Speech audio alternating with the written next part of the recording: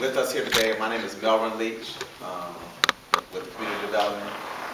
In the back, we have Karen Hood and we have Barbara Johnson. We also have two elected officials with us today. We have two council people. We have Mansell Baker and Councilman King. And before we get started, do y'all want to say anything before we get started? I look forward to a productive meeting. Okay. And I had a request that Reverend Pinckney Butts would like to open us up with a word of prayer, and I'm never going to turn that down. So, Ms. Butts, if you don't mind, open us up with a prayer. How's everybody doing today? All right. We are here. Yes, we are. In the name of Jesus. We're coming before you right now, God, at the end of a day where we've done all the things that you have called upon us to do, to come together, to bring minds and hearts together for this city. We have people with a vision and a heart and a love for this city. And I ask you to bless them for the sacrifice that they are making, that we are making this evening to be here on one accord for more decisions, more options, more plans and more vision for this city. Bless their families. Bless their finances. Bless their health. Bless everything that they do and everything that their hands touch and everywhere their feet go. Bless them. Bless them in a good night's rest after this meeting is completed. Thank you, Jesus, for honoring all of our requests and the righteous desires of our hearts. Amen. Amen. Thank you. What we're going to do, we held this meeting every year. And the purpose of the meeting is to make sure that the community knows what we're doing with the funds that we get from the federal government. We can't, as a department, just take this money and do whatever we want to do with it. We have the citizens' input, and not only do we have the citizens' input, we have the legislative branch's input.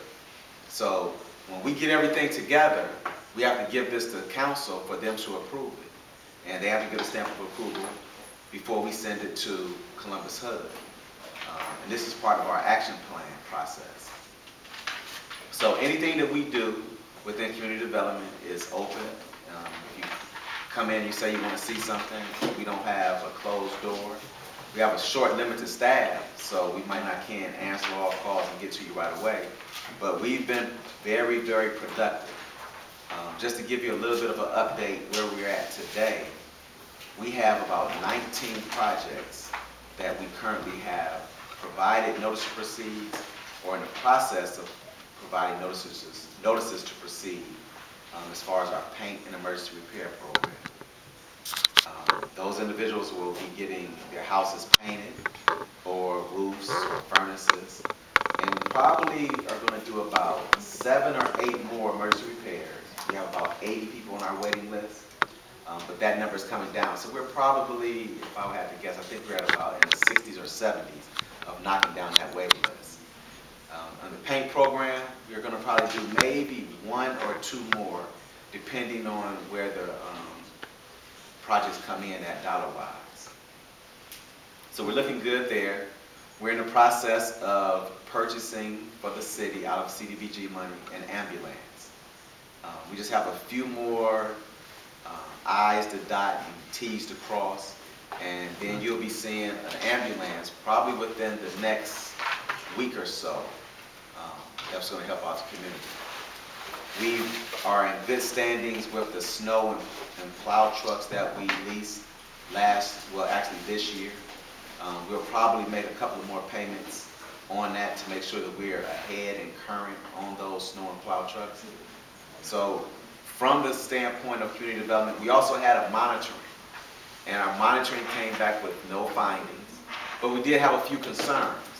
And those concerns that Columbus HUD came up with was that we have to monitor the individuals that we provide the subrecipients the same way that we are monitored. So they want us to take the same forms that we are getting monitored by and monitor our subrecipients. So that's a good thing for us, not having any findings. So we're moving forward in a good direction. This year we received approximately $971,000 for our budget. And normally, we've been getting over probably $1 million. But that number has come down based on the fact of how we spend the money. And sometimes we haven't spent all the money. But this year, we are very much on target of making sure we spend that money. And it's not just because we haven't spent the money, but I think everybody across the board has been taking a decrease. Even the city of Cleveland has been receiving a decrease in their funding. So right now, we look pretty good as far as everything that we're doing. We didn't get any home dollars this year. I don't know if we'll receive them next year, but we're planning on that hopefully that we will get some home dollars. So we'll have to just wait and see. Under CDBG, we have 3 main goals that we have to look at and make sure that we go after. And those 3 goals are decent housing, a suitable living environment, and expanded economic opportunities. So we're going to ask you to fill out a survey. And that survey is going to help us determine how we attack those 3 main goals. We can't go out and fund something that's not pertaining to the main things that we're looking at that we do. We have, and another good thing, let me back up a little bit again and tell you some other good things is the city applied for the county demo fund, and we were allocated $1 million. So we've been going out, we gave them approximately 107 houses that we spend that $1 million on. Some people have came up and they said, well, we live here, we want to keep our house. So we took that house off the list and put it on another house on the list. There's no shortage of houses that we can put on that list to make sure that we get demolished. And we're in the process of applying for round 2. Round 2 will be $2 million.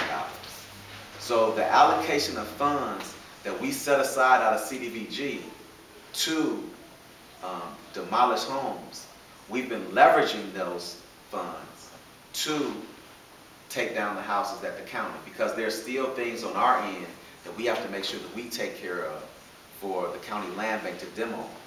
One of those things is like a title search. So anytime there's a house that's demolished, we have to do a title search. And that title search costs approximately $75. So if you figure 100 homes times $75, then that number adds up pretty quick. But we're leveraging our funds in the demo to take care of that. Another thing that we did is we have successfully procured to have those 4 fire damaged properties torn down. Those were on Bender and 1 was on Ardnall. So there was 3 on Bender, 1171 Bender, 1175 Bender, 1215 Bender. So those are all under contract and ready to be torn down. And Ardnall was 14716, 18 Ardnall. So those are some demos that we've taken care of, and that's coming out of our CDBG allocation and not being leveraged because we're doing those ourselves. And we'll probably do a few more.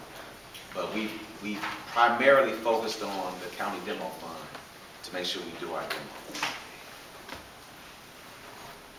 HUD requires citizens' participation in preparing its action plan. So right now, that's what we're doing. We're trying to get ready for our action plan and make sure we submit that to HUD. Date for that action plan will be in November. It is our goal to have our action plan submitted to HUD in November. So in order for us to do that, we have to go off our agenda.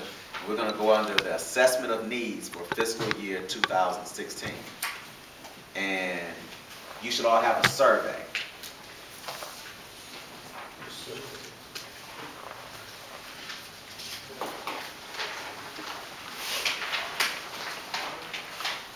And if by chance you know some other residents that want to fill this out, by all means, please have them fill it out and get it back to us. What's the date we want to have this back, Karen?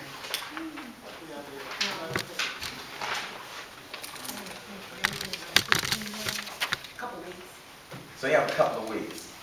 It's pretty straightforward and simple. And you can fill this out now, and we can take it with us, or you can give it back to us. You can give it to the council person. And I did recognize the other councils, and we have Martin that just, well, Councilman Martin just came in. Hello, Travell, how are you, sir? I'm doing well, thank you, sir.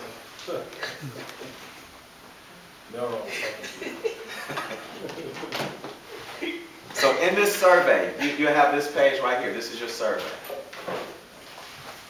In completing your survey, indicate your priority of programs that you would like to see implemented in the city of East Cleveland. So under this, if we look under decent housing, and we look under housing, you need to rate with a 1 as very important to you, 2, somewhat important to you, 3, not very important to you, or 4, not a priority at all. So for example, under decent housing, if you looked at and you said the emergency repair program was a high priority to you, then in that box we need to see a number 1. And if you can rank them, you say number 2 might be the paint program. So it's up to you. How do you rank housing in these categories with the numbers that we gave? So that's how you want to answer that. And if you have any further thoughts that you want to explain to you, it's a section there that you can write down an explanation to provide us with some feedback on how we need to structure our budget. And just to let you know, for us right now, once we get all this feedback from you, the citizens, we're going to go in, we're going to tabulate it, we're going to look at it, and we're going to give that to council. Council will then look at it and let us know if we're on track or not on track. But this is coming from the citizens, so it's hard to say that we're on track or not. We're glad that we got a good turnout that we have here today. Under suitable living environment, it would be the same thing. This is like street improvements. So for street improvements, and this is another good thing that we've done, in the very near future, Garfield and Lambert are going to be resurfaced. Under CDBG, we can't do street repair. So we can't go out and take the money and fix potholes. We have to do the whole street. And that's what's called, street improvements or street resurfacing. So that's what we might have to do with do it. Yes, ma'am. If you got a question, by all means, just ask. And how can you submit a street that needs to be repaved? Put it down here on the over? yes, ma'am. And now, it depends on the street that we do, because a lot of it depends on funding. So this year was predicated on needs and funding, and that's how we matched them up. Garfield and Lambert, if you remember, that's right by Superior School. Last year we went in, Agresta was kind to the city of East Cleveland. They donated labor and they donated materials. They didn't charge the city a dime to hot patch that. But they came back and everything came up, so we said we need to address this street because those where our babies go to school at. Council. I wanted to ask you in terms of, you said you have to do a whole street, right, Mr. Leach? We don't have to do a whole street. We can do a section of it. Well, let me bring where Huron Hospital used to be, where they ransacked that building here called Huron Place. That area is so horrible to drive. One of my concerns, one of the reasons why I said I want to make a special trip to get through here is that we need to do something definitely with that. How much money are we talking about? For streets, for streets. we don't know yet. Okay. That's why we're here today. Well, to me, that's a major priority. If you're not aware of that area, it'll tear your car up. I mean, it is horrible. No, we're aware. Actually, I went out and I got Mike Riley to go out and he tried to fill the holes. Okay. And I was out there with him trying to fill the holes. There is water damage that is up under the street that took it over the money that we have allowable to try to do that street. But if there's a great need, then we can maybe try to make sure that we do that. Some of the money in that line item we had to buy an ambulance. So next year we probably have a little bit more money because we don't have to buy an ambulance. So it's a good chance that we can address it, but that's why we just need you to make sure you put that down here, make sure that we know about it, and then we'll see what we can do about it. I got here, then here. I have like a question about procedure. So you said we have to be out of it at 7.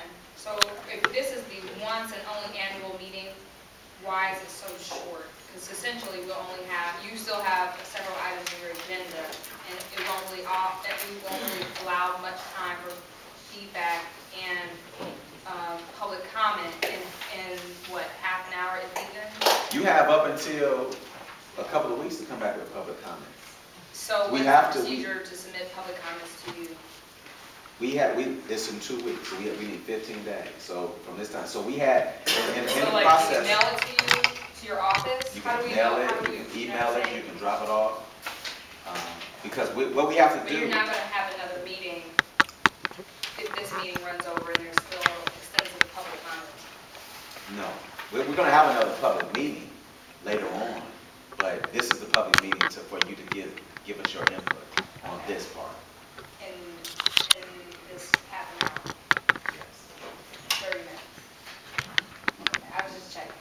That's a procedural. And Just Karen. we're gonna have a 7 meeting only in a couple months. We're gonna actually draft the budget and put this together. We'll draft the actual plan that the citizens have to review. So if there's something, once we draft it, then, we have to take into consideration. Gotcha. And you always have your council members here. That if you have something and you want to make sure that it's addressed and you can tell your council people.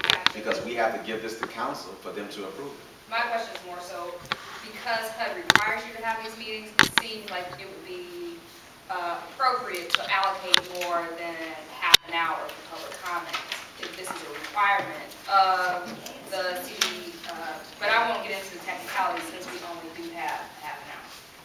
So it seems like you should have at least allocated an hour for public comment. That was just I'm just raising that question. But Okay. go, I'm Duly sorry. noted. Duly. Yes, ma'am, Ms. Bradley.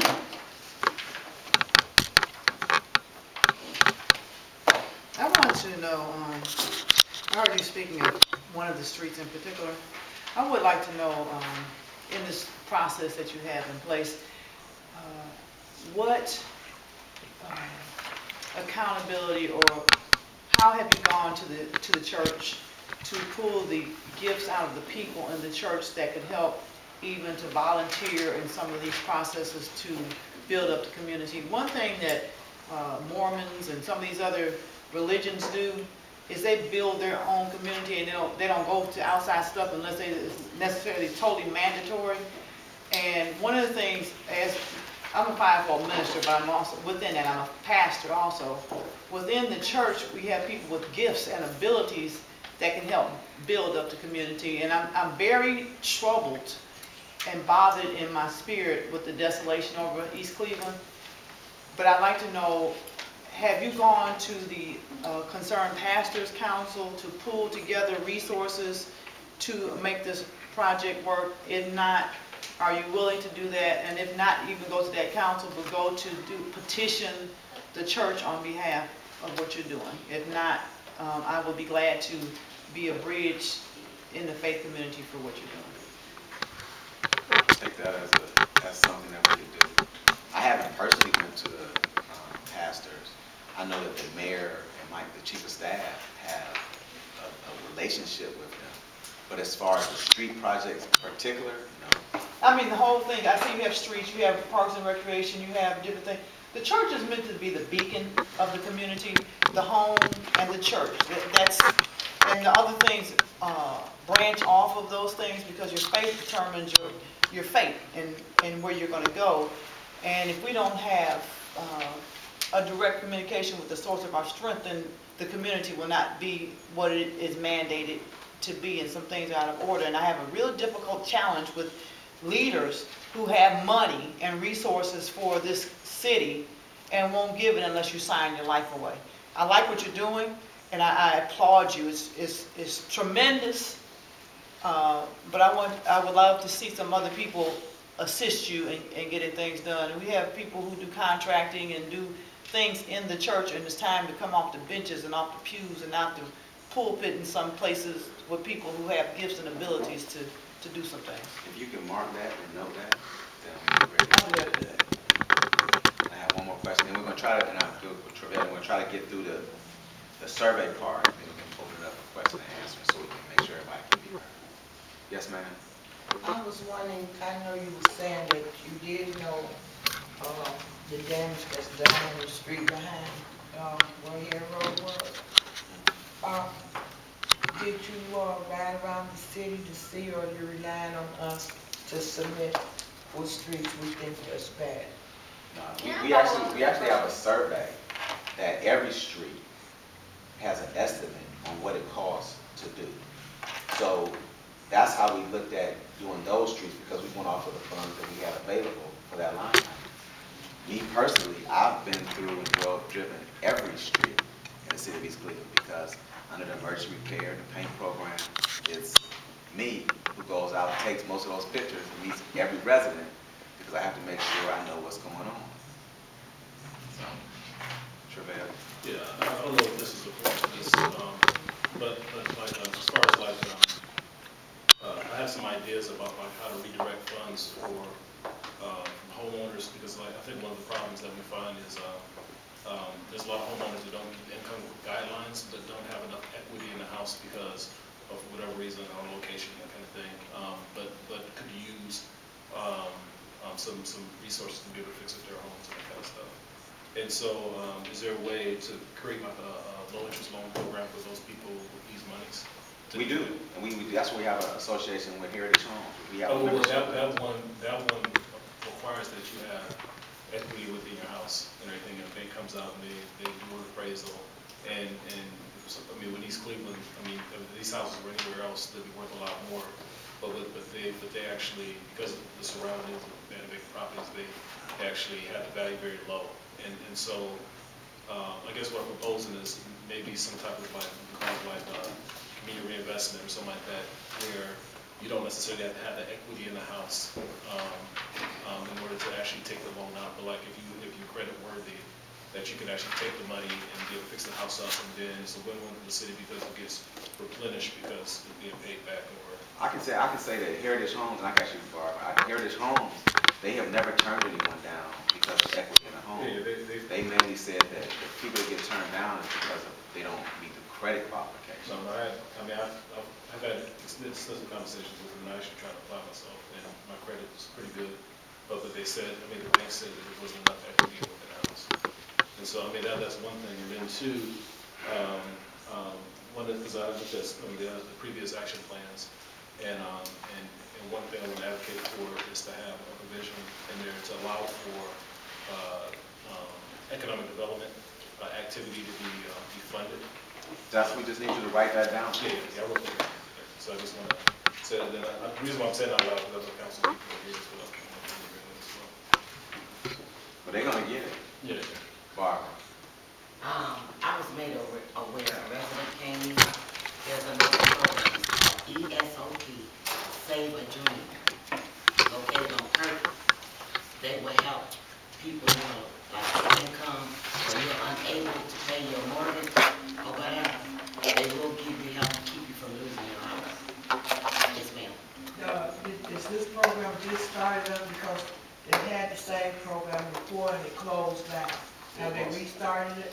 The resident came up and she said that they paid her mortgage for a whole year. Was she already on the list? Because I know they did close it down when you couldn't list it anymore. Yeah, the But- first So stuff. you're already on the list and then they're doing that. Right, okay. So I'll call and check and see how they open up the list, is it available now? As far as I know, that the feds they stopped funding that program. Now, what I would like to do, let's make sure we get through this survey, so we can open up to question and answer, but I want to make sure we get through this survey and make sure everybody understands. Under suitable living environment, we did decent housing, so now we're under suitable living environment. So under public improvements, we need you to do the same thing, we need you to rate those. 1 through 4.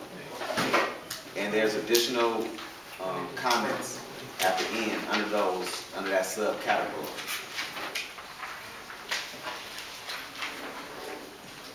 And then you're going to do that again under parks and recreation facilities. And I know Travell Hart has a special place in his heart for that one.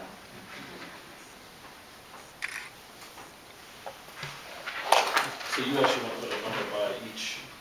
Yes, by the category, yes. You can't, But if by you just decent got one housing, and you don't want to put a 2 by 1, you don't have to. So I just want to understand, so decent housing is where you want to put that, you want to put that by like it's a subset, each of the subsets? These are subsets, yes. So under decent housing, you'll rate those 1 through 4. Or if you just want to rate 1, you can put 1 for one of those.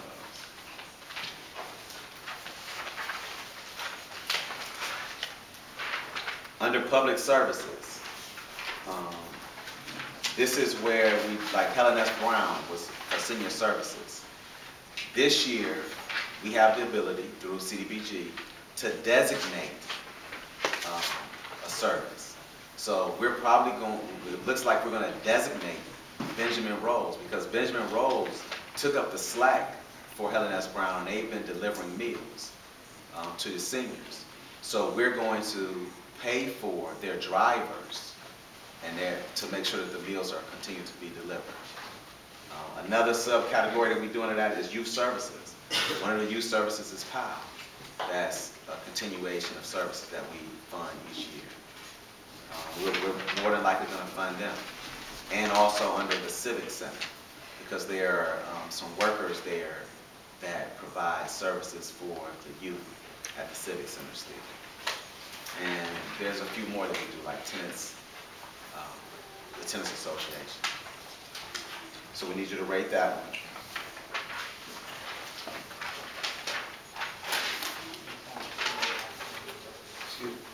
Can you talk more about Benjamin Rose? As far as Who they are and how they care about doing what it is. Benjamin Rose stepped up with New Cathedral when Helen S. Brown went down. They've always been around to a certain degree. I deal with a gentleman by the name of Michael, and they have been providing and delivering meals to the seniors. They're not just in East Cleveland, they are So, pretty much greater Cleveland wide. I got that part. I think, is there any other connection that they're having as far as, any type of funding under senior services? Like, how is, the services still continued at an off-site location? And them halfway outside of the food program? Now, hold on, say that one more time. Is the city doing any type of funding for that facility, or how is it that they are providing? They're doing it out of pocket right now.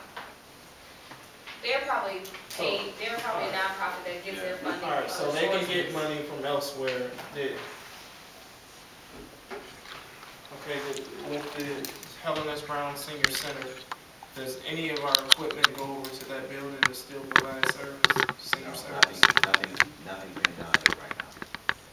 So nothing was moved from Helen S. Brown over to that new spot? And see, that's the one thing I want to make sure.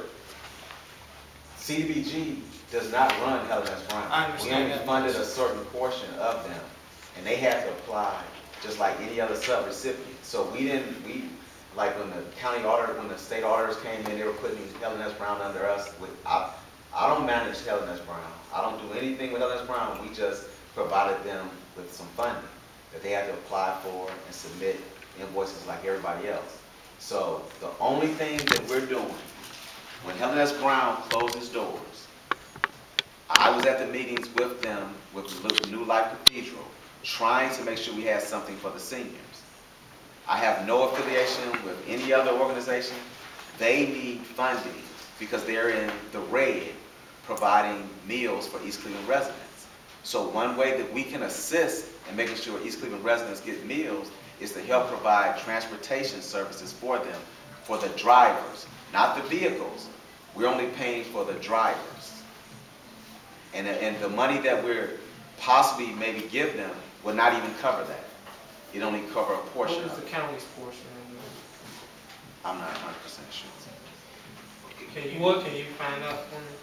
Yeah, I mean, they don't even really know all the way because the county was gonna put in some money, but the county had backed out for a moment. And for the last couple of weeks, there hadn't been too much communication. But I know that Benjamin Rose has been delivering meals for our seniors. So what role does New Life Cathedral play? We don't know, I don't know yet. They were going to be the facility that would take over for Helen S. Brown, but there's some funding issues. So as an outside agency, so to speak, they have no connection to the city government, of course.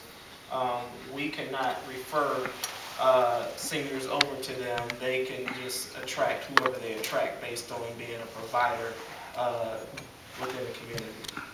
Just as if they were a provider in the hub area, like their senior building over there, Eliza Bryan or something. Correct.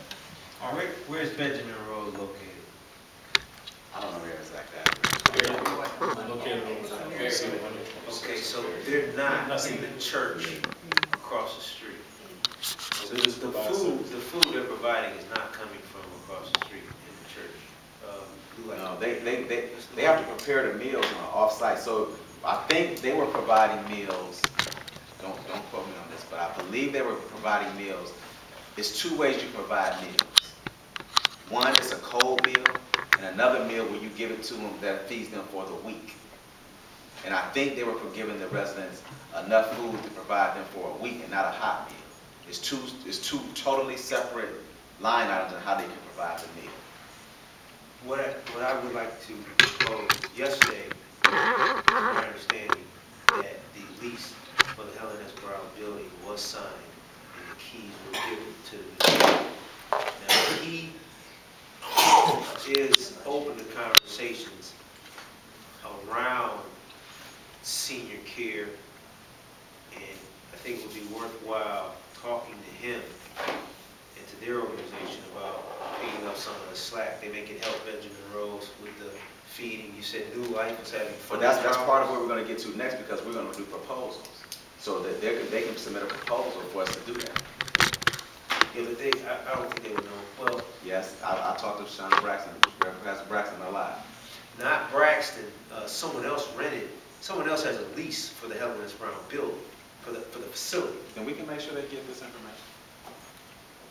They can get this information.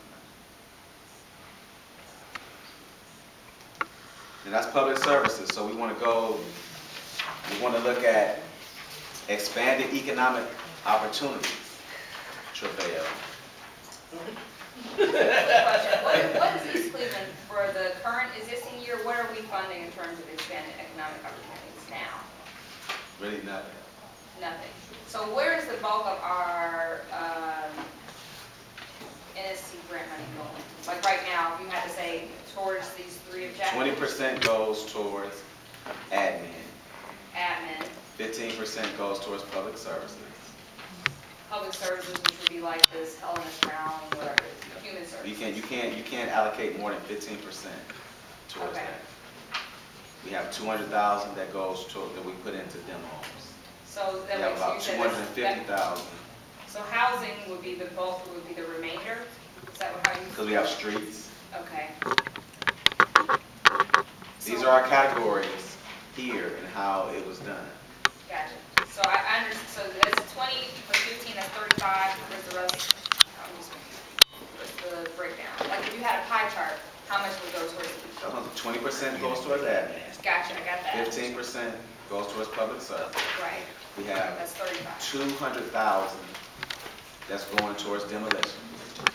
So you don't We know have the about percentage. 250,000 that's going towards diversion repair and the paint program. Okay. So that would be like housing. Then the other part will go under our public improvements. So what is it, since you gave me the dollar figure for the administration, what is that amount? Because so you're giving me percentages and then you're giving me figures, so I can't really figure out how much is, like, you know what I mean? So like if a budget's about $1 million, 20% of admin is about 200,000. Okay, so 200,000 is going toward like personnel, like paying for city employees' salaries and the like. So 200,000 goes towards that. and then I can give you a breakdown of the budget. I just want to get a circle graph, because if we're thinking about what we should do next year, like, could we say we don't want 20% to go towards admin? We want that 20%, which we spent in 2015,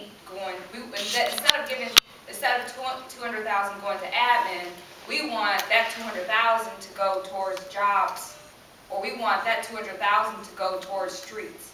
So that's what I'm trying to ask. I will send you the exact budget. Okay, okay. Is that a problem? But if you just know it, then you can just. I don't want to approach something off the top of my head. I don't know exactly. I know it, but if you want exact, I'm gonna give you the exact. Well, you can give me approximate very quickly. I'll be happy. I feel more comfortable giving you the exact. I got you. I just want to raise that as an important point. Like maybe I would rather it not be 20% going towards admin, 200,000 of our neighborhood stabilization grant going towards city hall employees. I'd rather maybe 200,000 go towards street repairs. We're all concerned about all these streets needing repair. How many streets can that get repaired, you know? Or maybe that 200,000 that's going towards admin, maybe that 200,000 could go towards demolishing that building that used to be across from General Hospital, which is a tremendous eyesore and really a negative reflection on our community. So that's why I'm asking you. I'm not meaning. And I told you I'm going to give you the exact. Okay, so I was just raising that as a If you point. take away 200, if you take away the admin, I don't know how it's going to get done. Well, the city has enough money to allocate Can I help towards you? those things. It doesn't have to come from the neighborhood stabilization grant. When Dr. Pittman brought up It's not the jobs, neighborhood stabilization, it's CDBG. Well, CDBG, neighborhood stabilization, HUD, whichever. It doesn't have to come from our federal allocation that's supposed to go towards economic development. I'm just saying that that's a possibility. Yes, sir. and when Dr. Pittman brought up jobs, it made me, what I asked about months ago about that training single women for employment is close to $300,000 been there for over close to 20 years. Did you ever get any response on that? Still, everybody's still working on it. We had a regional director from Chicago come in and talked about it. It's It was- money still sitting there, right? Yes. Yeah. And we're still trying to work on the other SPG money with Pam Ashby, with Councilman King. Okay. She was in the meeting that came in as well. Yes, ma'am. The dollar amount that you're rolling off your tongue, where's that money coming from? CDBG, that's what we're talking about? No. Like, the source, like, is it coming from? HUD. I know, the HUD money. Like, the stadium was built off of cigarette money. Syntax. Sin, and it really is a sin tax. Right. Where is the, That's what it is, coming from the federal government. I understand that. What money is coming into this community off of something that is not detrimental to the community? Like, not off of guns, not off of tobacco. What money is being used to build up the community off of something that's not detrimental? You can spend a whole bunch of money, but if you're spending money based upon tobacco and alcohol, where it's going to be used to litter the city up, then you're destroying your whole effort. That's why I'm asking where's The the only money? thing I'm gonna ask is we can stay on course. We're talking about Giving us money. community Based development on block what? grant. This comes from the Department of Housing and Urban Yeah, it's Development. federal. I know, I heard you, but my question to you is, where is their money coming from to The this, tax for this money community? that Okay, That we pay. I understand that. If they're giving you money off of things that they use to destroy the community, you need to be getting money from them for things that are beneficial, something that's healthy to build up the community. You understand what I'm saying? Yeah. Yeah, that's a great question. You may want to ask that to HUD. And I I'm not, wanted to say, you said that the 971, that's 2015. 2014 was more. Do you have any guesstimate on what it's going to be 2016? Probably, you would probably just say it might be a little less. That it's been decreasing a little bit each year. So But what- no one can make that determination. Is it 2014, and then that represents 2015, what percent decrease? We had 1.2 million, and it went down to 971. Yes, ma'am. Good evening, everybody. I'm Wanda Davis, and I attended the meeting, the brought up a point when we were talking about, I see a lot of things on here, the demolition and that kind of thing. But the discussion on Monday pretty much centered around what we could do to try to not only stabilize our community, but to, in fact, try to increase it. So it seems like the bulk of our problems here in East Cleveland are due to the fact that we don't have funds. We've lost population, and so we were talking about people giving ideas as far as developing, literally developing our community.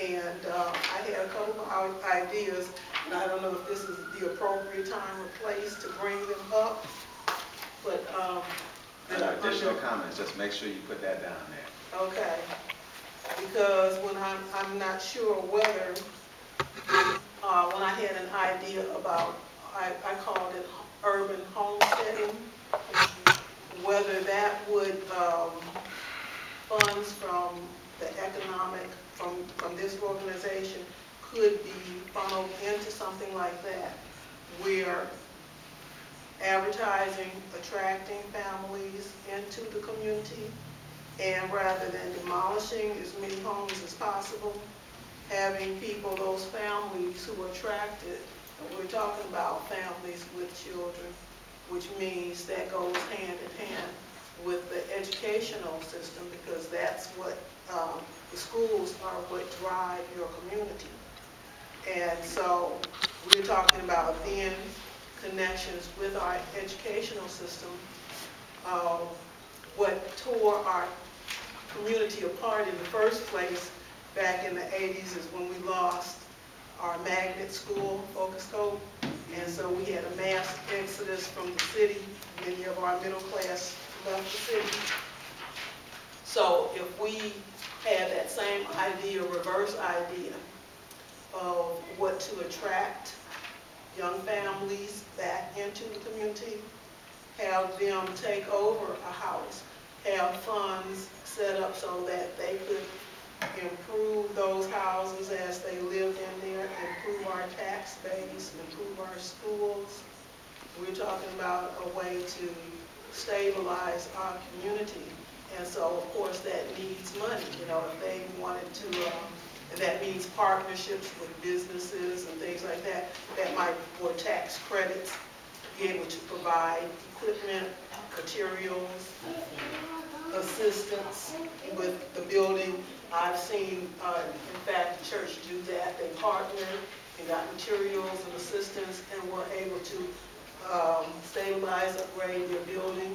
So I just see, you know, we're talking a lot about demolition, but I don't see anything talking about the existing structures, many of which are good, stabilized. Now, hold on, you gotta back up. Now, I said in the beginning, we got about 19 projects that we're doing, and we're gonna do about possibly 10 more. Those are emergency repairs and paint. So we're not just tearing them down. And we hope we get our home dollars next year, and that's the homeowner rehab program. Actually attracting people into the city. That's stabilizing the individuals that are here. Right. She's saying, what about future residents? Right, attracting people in, and that's why I call it urban homesteading. I understood exactly what you're saying, but I'm just saying we didn't just talk about demolitions in here today. We talked about some other things. So is that a possibility as far as Yes, getting money? everything's a possibility. We need you, that's what we're here. Yeah. We need you to do the surveys and write down your ideals so we can take that in. Everything that we put in here is put in our action plan. Every survey we compile. We're gonna have it all. Council will get that. So what else do you need? I can take a bunch of these and have residents sign them. I should make copies. Because we're coming down, and like I said, they want us out of here at 7. I mean, not Is there walking anything out else at you 7. want from us besides these surveys? We need you to fill out those surveys. I also have some applications here for public services. So if you want to take these, we'll come back later with a date when we want these to come back. So if you want to take these, feel free. And if you want more surveys, we can hand you more surveys.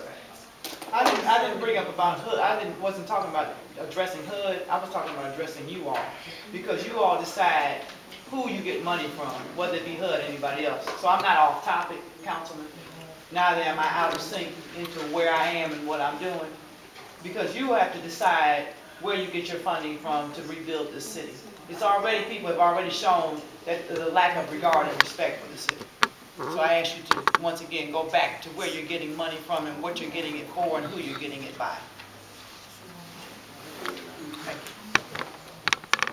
So you say you don't know why we didn't get our HUD funds? You don't know why? We were paying back a penalty. Oh, so, okay, we were paying back, okay. So you How much did of the get HUD money, but it would apply to the penalty. Yes, instead of us getting the funds, we said just to take the funds we get from the penalty and apply it to that What was fund. the penalty for Misallocation fine. misallocation? How much is the HUD funds? Home funds, I'm sorry. Home funds are probably around 400,000 a year. 400,000, so we didn't get any, but we were hoping to get how much for the next year? Our allocation has been around 400,000, but in the paper, you see, Congress, they were talking about cutting the home program. Right. So, I don't know anybody who knows what it's gonna do. But we might get 400,000. That's what we have been getting in the past. Okay, so we weren't able to utilize misallocation. That was before I was here. Yes, ma'am.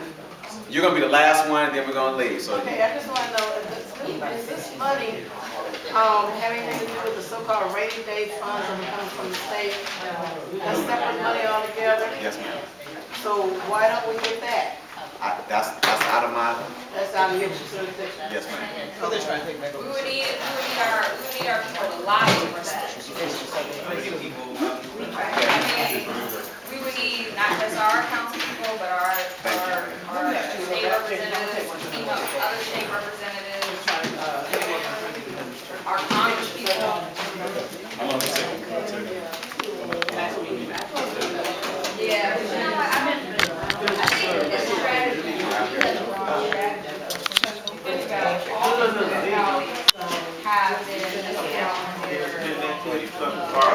That's the whole thing. Lining up,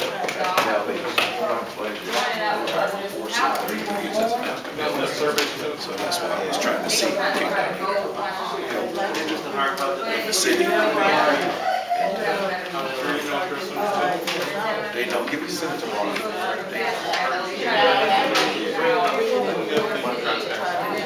This is,